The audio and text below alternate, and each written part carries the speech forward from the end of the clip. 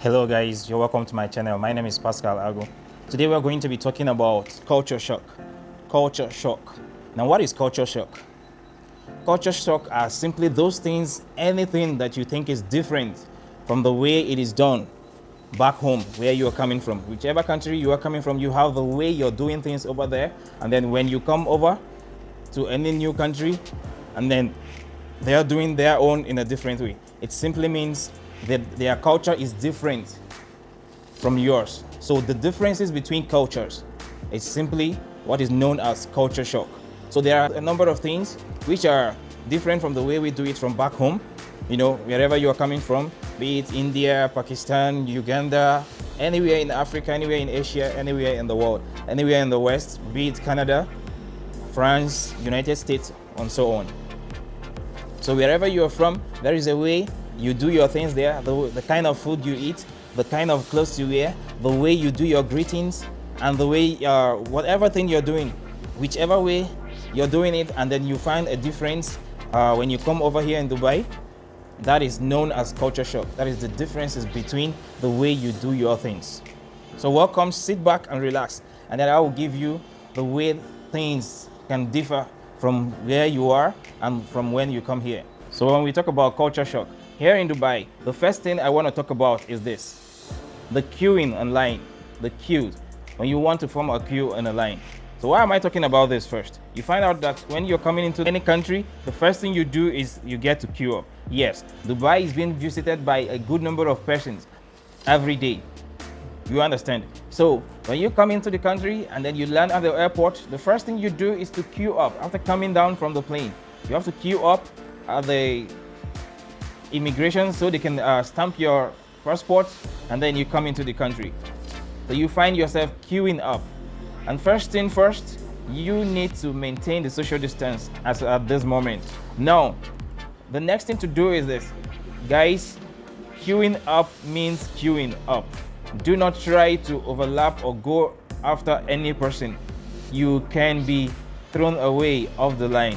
Now, I'm not saying that you cannot have an agreement with people and then you get to, if you should ask someone politely and they probably you gave a good reason for that, they probably are going to allow you for that. Okay? But when you think maybe you are the higher person, you are the rich person, then you should make the arrangement yourself. I believe for those who actually take the first class or those who use the private jets and stuff, I believe then they have their own. So when you are coming in, you queue up as much as well as every other person is doing. Do not try to jump the lines, guys. Do not try to jump the lines. Now you find out that after queuing up and then you are visually stamped, taking the details of your reason for coming around, the questions they're going to ask you and so on. The next thing is for you to proceed to the exit section and then you try to get a taxi. Guys, for the taxi here, the taxis are very okay. They're very nice people. There's nothing to worry about. Unlike back home when you get to see a taxi and probably it's rickety or it's smelly or something. Over here, taxis are being owned by they are government run, a kind of a company which is run by a government. They employ people and it's very easy. You can pay with either a card, if you have a card, or cash. Mostly the taxis, they all run on meters. They all run on meters. So depending on the distance of the place of your location or of your destination, that determines how much you're going to pay. So you find out that sometimes back home, some of our countries, we don't really have such technologies developed already, although yeah, some of us already have Uber running in their country. But what I'm trying to say is that I'm just trying to tell you there could be differences. You understand? Now guys, the next thing, just like I said, the next thing, there could be a bus card. A bus card. One of the things you find out that you will need when you come to Dubai is that you might need a bus card. A bus card, it is a card which you can use for moving around, either from the train. The cards can be used for moving around from the train station to another train station, or from the bus, can be used by the bus, and sometimes can be used by the taxis. You understand? So it is a very good thing and it's something different from back home. You can get one for as cheap as 30 dirham. There are other categories if you want to. There is silver and there is gold if you actually want to go those high, but the normal one With 30 dirhams, you can get one, and then you can recharge depending on the distance of the place you are actually going to. So with 50 dirham, you can actually get your card and you can, get to your destination. Now, that is something different from back home, where you can just pay cash and then you go to wherever you're going. Now, the next thing is for the weather, guys. The weather back home might be harsh, but when you come here and you experience, to start with, the summer, that is the sunny time. Oh my god, guys, it is something else. It is something else. It is something you have to be prepared for. It is something you need to expect, and it's something you're going to have to deal with if you're going to stay here.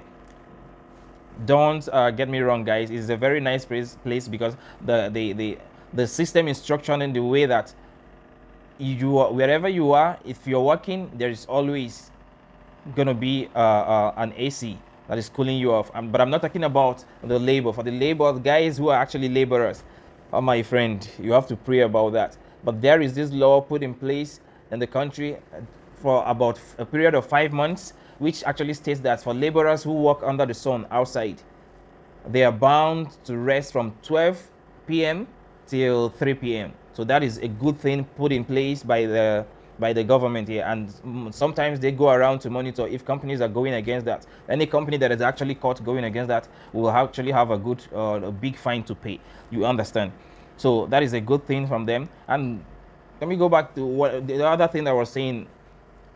You can actually be in your place where you live, you have AC there, and you're stepping out into a vehicle that has AC, or maybe you're going to any place. You step into a taxi, or you get to the bus station, step into a bus that is actually AC fitted. The destination where you're going to, you get there too, there is AC, or your working place, whichever place you're going to. So it is somewhat a tradition to have an AC here in the United Arab Emirates. So guys, the next thing I want to talk about is the fashion, guys. Fashion. The fashion here is somewhat so exciting. For me, it is exciting in the sense that you are going to see so many countries dressing differently according to their own cultures, and it is something, for me, it's marvelous and it's good. It's an adventure for me.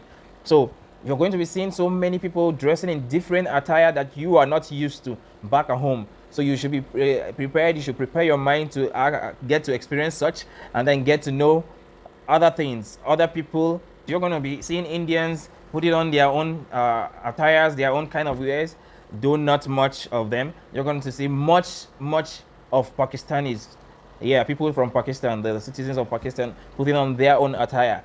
And then you're going to notice the well-known United Arab Emirates, otherwise known as Emirati citizens. They are Emiratis. They put on their white, for the men, they put on their white attire, and then for the ladies, they put on their all-black attire. You understand? So it is a very nice one. It's a very nice thing. It is something you should respect. That is something different from the way we dress back home. Unlike us, the way we dress, and you either put on your Ankara or your attire back home, and then you step off, or you can actually be on your corporate wears. When you come here, you're gonna see corporate wears quite alright, but you're gonna see a good number of people dressing in their own countries, cultures, or kind of dressing. So you should be ready for that, guys. So guys, the next thing I'm going to talk about is the food. The food over here, man, that is something else. The food over here is way different from what you notice back home. Yes, it is way different. Mostly we have a good number of Indians who are here, who stay and live here. So you are going to be seeing mostly a good number of foods, or list of foods which belong to Indians. And then you're going to notice or find out about the popular food, the most popular food, which is biryani. Biryani is a rice. It is a kind of sometimes it is a colored rice, sometimes it can be white, but the spices, the ingredients are quite phenomenal. Guys, you need to test that. I can never joke or play with my biryani. Yeah, back home we eat rice, but this rice is something else, guys. Forget about those who say they don't get to, they've eaten it so much enough. I have been here for almost 3 years. I never got tired of biryani. Let's forget about that, guys. So that is what you are going to experience here, and you're going to see Indian foods like it's called the one that is like beans. It's like a white beans, but it's popularly known as dal. It has a bigger one and the smaller one. Then there is another one you eat it with. It is done with flour. It can be called either roti or it can be called kubus. Whichever way they do it, they have different types. There is another one known as paratha, which can be fried. All these are made out of flour, guys. They're made out of flour. So it is something you have to be ready for. I am not saying you don't have your typical food here, but you have to like really look for it before you can find it. But for these ones I mentioned, they are so good. They are sweet. I have tasted them. Yes, I have. I have tasted them. They are good. For me, it's an adventure. I like testing new things. I like going to find out new things and then see how they are. And that is what I've done. Dal, biryani, khubus, whichever one, and so on and so forth. There are other ones quite alright, but biryani is like the first one ever. So guys, prepare your mind for that. Before I continue, guys, I'm going to tell you this. If you're still here in this channel and you're watching and you are yet to subscribe, what are you waiting for? Kindly go down there to the subscribe button, to the red subscribe button. Kindly press that, subscribe, so that you can get all the videos whenever I release them. I release my videos every week. Twice a week I release videos. I put out 1 or 2 videos every week, so you can be ready for that. I tell you things about Dubai and other things that are different. We compare and contrast within Dubai and wherever you're coming from. So guys, go down there, subscribe, share this video, and make sure you like this video. Don't go out if you don't like this video. Thank you, guys. So the next thing I'm talking about, guys, is for the greeting, guys. The greeting. This is a Muslim country.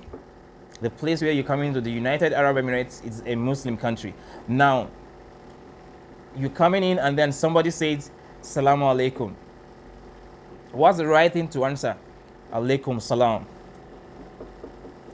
It doesn't mean you cannot answer in your own way, or it doesn't mean you can't say hello, but I'm telling you what to expect. Salamu alaikum. That is a Muslim greeting, but here it is general. Someone can tell you that, and the right thing to answer is alaikum salam. Also, if you cannot pronounce this, you can just say salam. It is easier that way. You can just say salam. And there are guys, for people who actually come across such people and they say salam alaikum, you don't get to respond. You can just say salam. It makes things easier. We are all human beings, you know. So that is one of the things. I know some Muslim countries already are observing that. But then when you come in here, you're going to notice that a whole lot. So you should be ready about that. You should be ready for that. And you should be ready to get to do your thing, to get to reply or respond when they get to ask or when they get to greet you in such ways.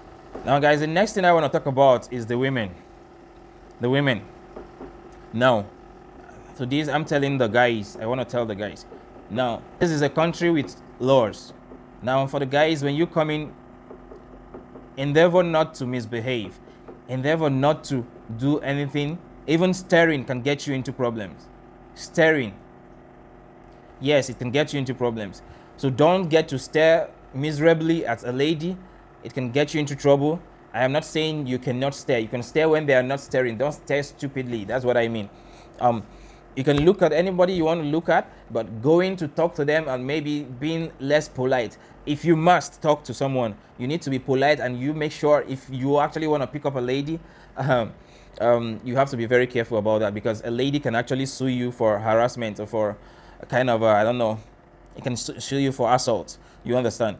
And so when they do that, you can actually be arrested. I'm not saying you can actually, you will be arrested.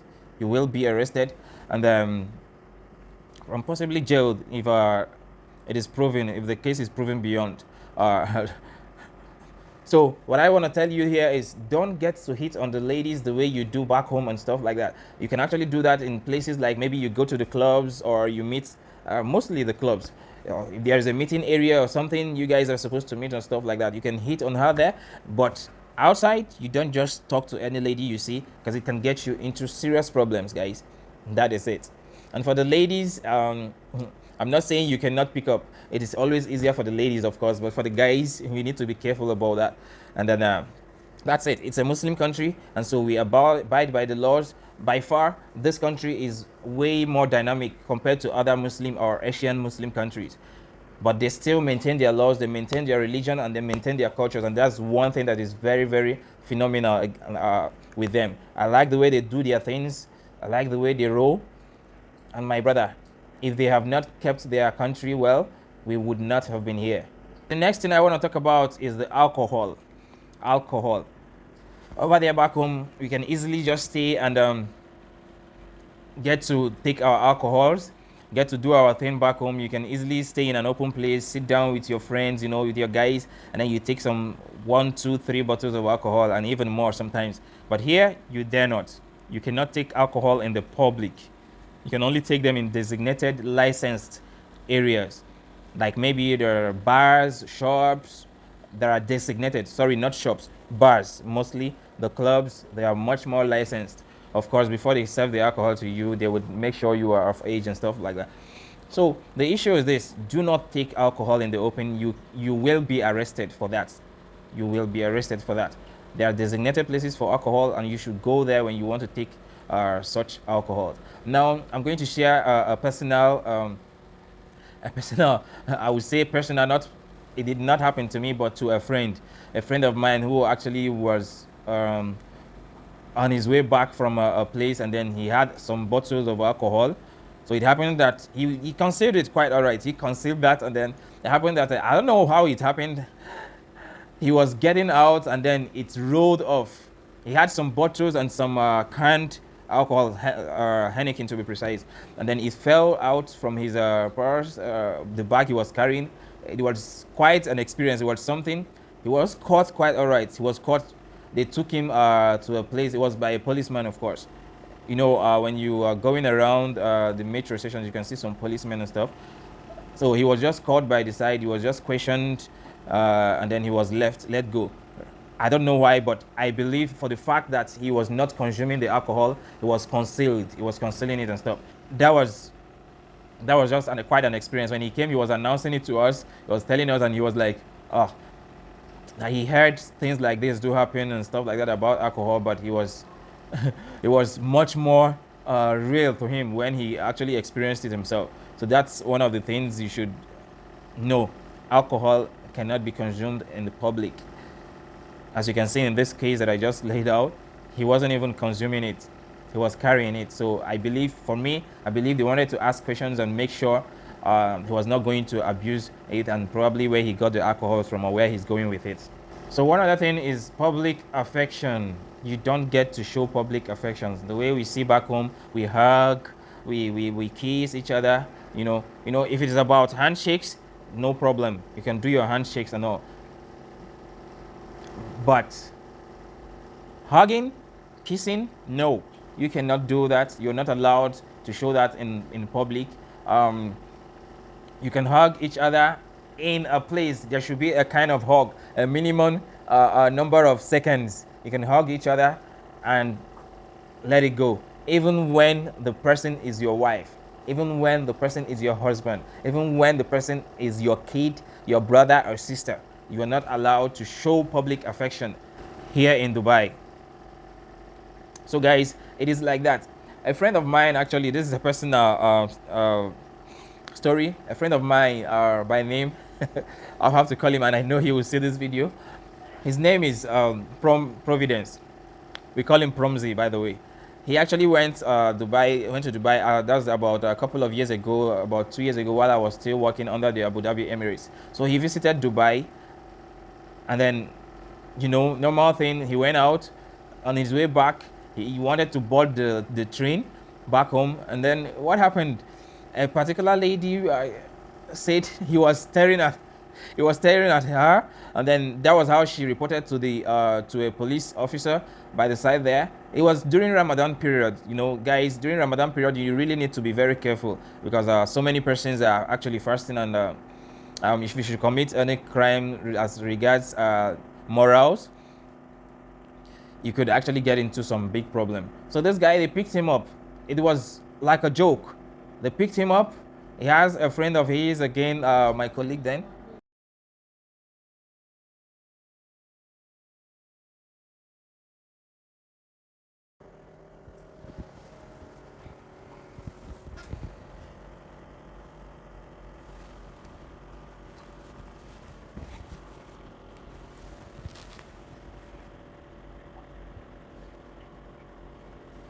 Hello guys, you're welcome once again. Hello guys, today I'm talking about. So guys, the first thing you talk about when you come to culture shock. So when we call to culture shock,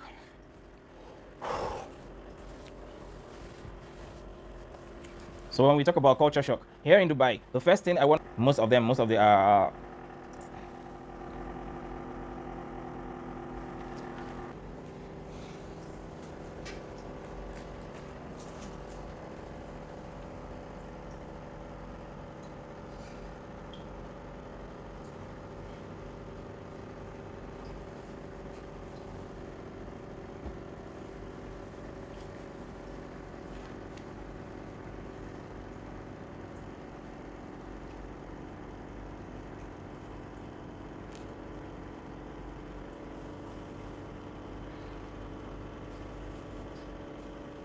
so guys, the next thing,